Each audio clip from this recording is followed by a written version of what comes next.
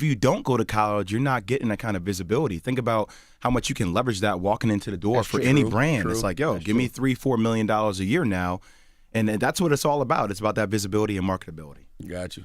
So it works. And that's what we did this whole show about, too, which is really fun about Let's talk about the show. Business of sports. And I see all y'all businesses all the time.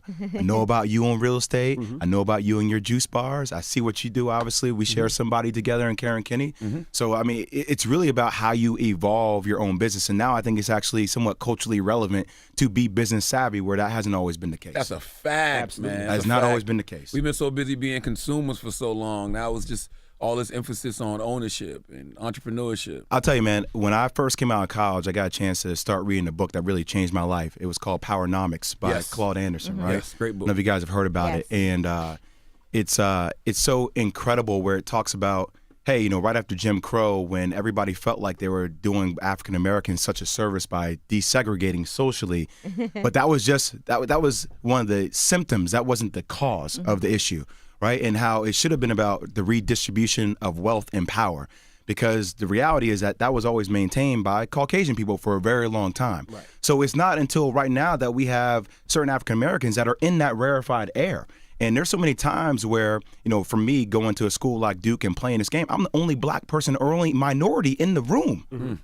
In the room, and I have to be comfortable in my own skin. But then when I go back to my home, I was being called an Uncle Tom or a sellout because I was trying to play in that world and trying to establish myself business-wise. And now I think it's cool to be smart. It's cool to be savvy. It's cool to understand how your business works in and out. And it's cool to not let people be culture vultures and extract from our culture. Integration depowered us in a lot of ways, too. Because before that, we had our own everything. Because all we had was each other. But then when integration happened, it's like we started depending on the white man. Way too much. And it is important when we become successful that we do things in the areas where we're from to help build up those areas also, like to own businesses instead of letting other people come in and own those businesses. It's scary, and watching what KD and Rich Kleiman have done is pretty special because they've made so many investments. They invested in Postmates, which obviously just raised another $150 million and got evaluated over a couple $1 billion, which is insane. But at the same time, like, this is not a show where we're trying to sit here and pound on our chest and tell you all the different strategies you need to, insert into your business. Like, this is a show where we're all learning together. Right. So KD's in the room listening to a Steve Ballmer. Like, how many times do you get a chance to, and it's about access too, though, man. Right? Like, we listened to a story from Steve Ballmer. We're like, well, how'd you get started? He's like, well, I just happened to be next to Bill Gates at the right time. What?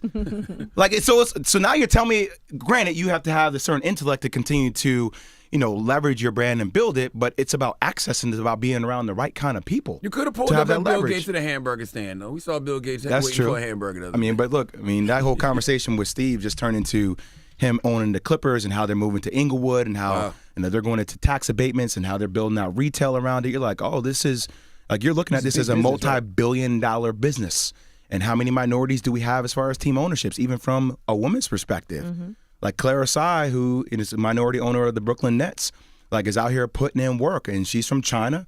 And what she's doing with justice reform, what they're doing with the Nets, what they did with the Liberty and buying the Liberty. I mean, we need to talk about more of that so that becomes the norm. And we hear other young people of minority or different ethnic backgrounds that understand that they can achieve that same thing.